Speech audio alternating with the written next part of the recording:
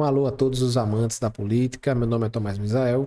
Você está assistindo mais um episódio do nosso Política do Interior, certo? Vamos passar aqui 10, 15 minutinhos falando de algo interessante, relevante e que vai fazer com que a gente entenda um pouco mais o que é a política, o que é a política do interior, enfim, principalmente focado na região onde eu moro, que é a região Nordeste, certo?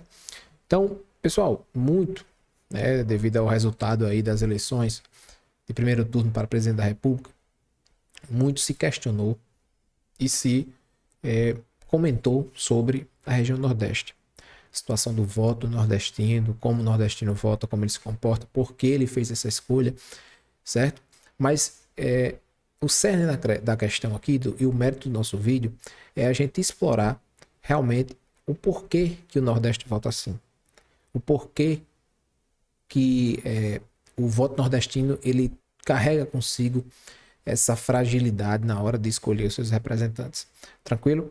Mas antes de mais nada, deixa o triplo C, curte, comente, compartilhe e aí divulgue nosso conteúdo aí a outras pessoas que também têm interesse nesse assunto. Comentem livremente aqui embaixo, certo? Desde que respeitem tanto o próximo quanto também as políticas da plataforma, certo? E vamos aí adentrar ao mérito do vídeo. Por que o Nordeste vota assim? Por que esse voto de cabresto? Por que esse voto casado? Por que, quais são as origens disso aí? Certo? Mas vamos lá. O que é que você tem que entender primeiramente? Você tem que entender que a região nordestina, ela cresceu desigualmente à região sudeste e sul. Por que isso? Lembre-se que na colonização ela foi feita primeiramente na região nordestina, certo? E criou-se lá, bem resumidamente, criou-se a questão da monocultura da cana-de-açúcar, foi onde o Nordeste viveu o apogeu econômico, certo? Então, com a desvalorização dessa monocultura e com a vinda também da corte portuguesa para o Brasil, a região Sudeste, principalmente, ela ganha mais importância e ela começa a ganhar contornos do que é hoje, certo? Lógico, tem aquele período lá do café com leite, né? Aquele período lá da pecuária e das plantações de café, mas também vai uma parte industrial, a parte intelectual vai muito para essa região, certo? Que dá um boom de desenvolvimento para que a gente chegue ao que é hoje, certo? Tranquilo?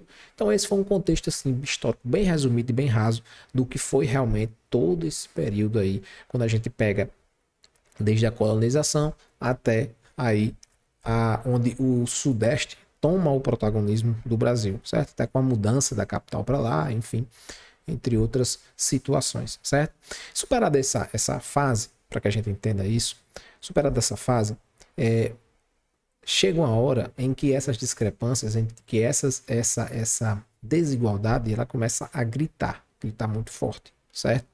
E no governo JK, por volta da década de 60, é criado aí superintendências regionais para que essa situação de desigualdade, ela se iguale um pouco, ou seja, a maioria dos recursos captados são na região sul e sudeste, certo? Mas o governo ele tem essa proposta de disseminar esses recursos, captar esses impostos e disseminar esses recursos, principalmente voltados aqui para a região nordeste, certo? E em que isso vai impactar o que a gente vive hoje? Pessoal, perceba o seguinte, a região nordeste, ela vem com todo esse estigma do flagelo, da seca, todo esse estigma que todo nordestino passa sede, todo nordestino passa fome, todo nordestino mora numa casa de taipa, justamente por isso. Porque aqui se instalou o comércio da miséria, a indústria lucrativa política da miséria. Ou seja, os políticos faziam verdadeiras marchas até Brasília para mostrar, evidenciar o quanto estavam precisando desses recursos, o quanto estavam precisando que o governo federal injetasse recursos aí na Sudene, que era a Superintendência de Desenvolvimento do Nordeste, certo? Então, o que é que aconteceu? As oligarquias, elas começaram a se implantar, elas começaram a usar a máquina a favor deles, certo? Então, o recurso vinha de Brasília para cá, né? Lógico, eles iam levar todo aquele marketing da época, tá? Todas aquelas fotos, aqueles vídeos impactantes e tal, do nordestino, do sertanejo mesmo, passando sede, passando fome, passando necessidade, e fazia com que sensibilizava aí as autoridades de Brasília para que esses recursos viessem. Quando o recurso via, o que acontecia? Acontecia justamente o uso da indústria da miséria. Esse recurso era captado, esse recurso ele era corrompido, desviado, e só chegava na ponta migalhas. E mesmo assim, essas migalhas eram usadas politicamente. Ou seja, vamos fazer um exercício aqui de tentar entender como era isso na prática. Vamos supor que através da Sudene, né, eu vou deixar o link aqui sobre alguns artigos da Sudene, enfim, você também pesquisa, é interessante que você chegue a uma conclusão, enfim, do que é a Sudene, como se desenvolveu, o que fez de bom e de ruim, se deu certo ou não deu certo, enfim. Quando o recurso aqui chegava, certo? Quando o recurso aqui chegava, e vamos supor que chegou um recurso para cavar poços artesianos e tal, para a questão da água, questão da seca, né? Cavar poços, enfim, para trazer água aí para o sertanejo. Então, vamos supor que chegava um recurso para cavar 20 poços na região. Então, logicamente que se fosse uma coisa sadia, uma coisa proba, uma coisa honesta, ia-se fazer o estudo ali na região, onde realmente teria como achar água, cavaria aqueles poços ali e ficavam poços comunitários, certo? Mas não era bem assim que funcionava. O que é que acontecia? Via o recurso, a liderança política ali presente, ou seja, o prefeito, o governador, enfim, pegava e fazia uma verdadeira permuta com aquilo ali. Chegava para uma liderança local e dizia, olha, seu fulano, eu vou colocar aqui na sua terra um poço, certo? Mas eu estou colocando esse poço aqui, você vai colocar um cadeado e uma chave. E você vai dar essa água, né, controladamente, é lógico, mas você vai dar essa água aqui e vai dizer que quem deu foi a liderança X ou Y, estadual ou municipal. Ou seja, usava disso aí politicamente. E isso foi encabrestando os votos do Nordeste, do nordestino, principalmente daquele sertanejo, daquela pessoa mais humilde, certo? Então essas comunidades mais pobres, elas foram culturalmente sendo massacradas pelas oligarquias, certo? E acredita, até hoje nos estados, essas oligarquias que nasceram na década de 40, 50 e 60, até hoje estão se aproveitando dessa indústria da miséria, certo? Então o que acontece? E eu estou falando do exemplo da água, e tudo ao redor era a mesma coisa.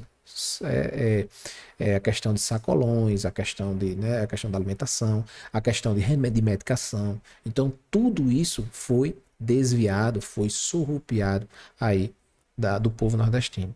Então veja bem, veja a discrepância. Enquanto a região sul e sudeste dava alguns passos adiante, tanto na questão da industrialização, a questão do comércio, tinha uma cultura lá que realmente era lucrativa, que realmente fazia com que a economia girasse, e o Nordeste não. O Nordeste saiu aí de uma situação de cana-de-açúcar, principalmente mais perto do litoral, e começou aí a simplesmente veio os períodos de seca, secas mais severas, não tinha como ter uma pecuária forte, não tinha como produzir também a terra no semiárido, e isso foi fazendo com que o Nordeste fosse perdendo aí, tanto no tempo quanto na questão de recursos, certo? Então ficou para trás, ficou arcaico. E isso vem se arrastando desde a década de 60, 50, 60, 40, enfim, vem de lá para cá. Então, nós temos casos que ainda hoje, 2022, a data desse vídeo é dia 7/10/2022, não sei quando é que você vai estar vendo esse vídeo, mas ainda hoje nós temos o quê? Cenários parecidos,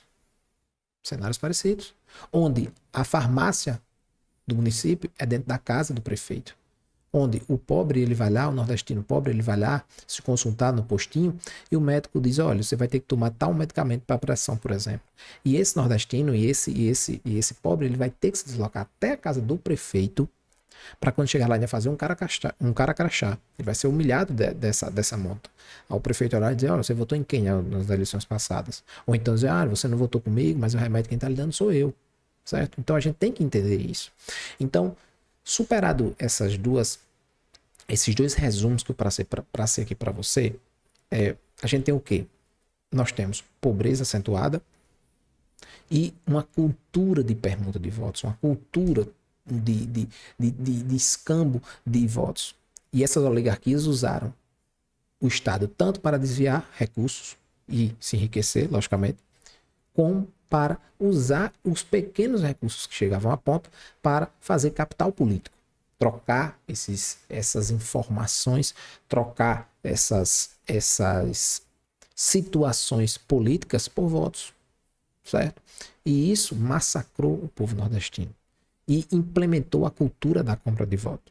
Hoje no Nordeste, não se engane, não se engane. Muita gente diz, você não tem fatos, você não tem dados.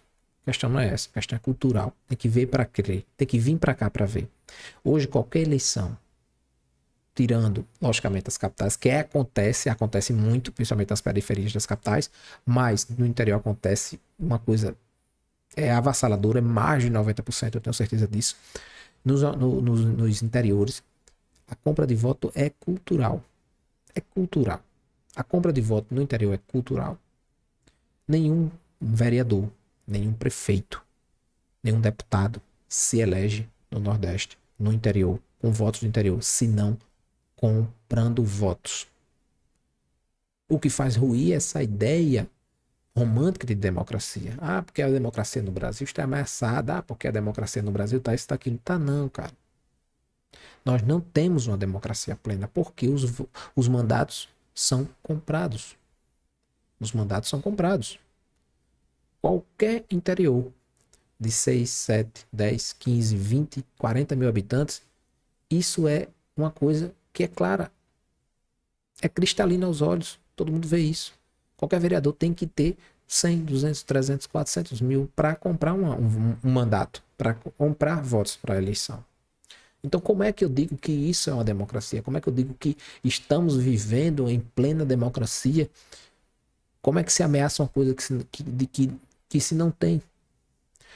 Ultimamente, você vê casos, lógico, devido à grande expansão tecnológica, social, de mídia social, você vê que muitos mandatos de políticos do Nordeste estão sendo cassados, principalmente prefeito, vereador, por abuso de poder econômico.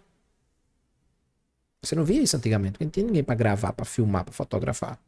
Mas hoje, se a gente procurar, a gente vê inúmeros casos disso aí, que eu vou trazer para vocês aqui, certo? Então, antes de criticar, antes de tentar disseminar o ódio, que eu sei que é pouco, eu sei que a esquerda gosta muito de manipular essa situação de nós contra eles, isso aí é um fato. Mas antes da gente criticar, da gente apontar dedos, a gente fazer juízo de valor, nós temos que entender a história da região. E a história da região Nordeste é uma história onde políticos, em resumo, políticos, oligarquias, empresários massacraram o povo usando de sua miséria, constituindo assim a verdadeira indústria da miséria, indústria, o comércio da miséria. A miséria, o flagelo do nordestino tornou-se um comércio muito importante e muito lucrativo para essas oligarquias, para esses políticos mal intencionados. E eu estou tentando trazer aqui à luz, trazer à baila esse tipo de conteúdo para furar, para romper essa bolha.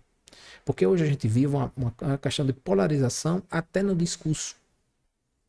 Muitas pautas irrelevantes não fazem com que a política cresça, que a política desenvolva. A boa política. Tranquilo? Então, gostaria de que você, se gosta do conteúdo, deixasse seu like, ajuda a ganhar relevância para o canal e botar em grupos e fazer com que vocês discutam pacificamente sobre o que é que podemos fazer para melhorar aí, para sair desse cenário tão arraigado no Nordeste. Tranquilo?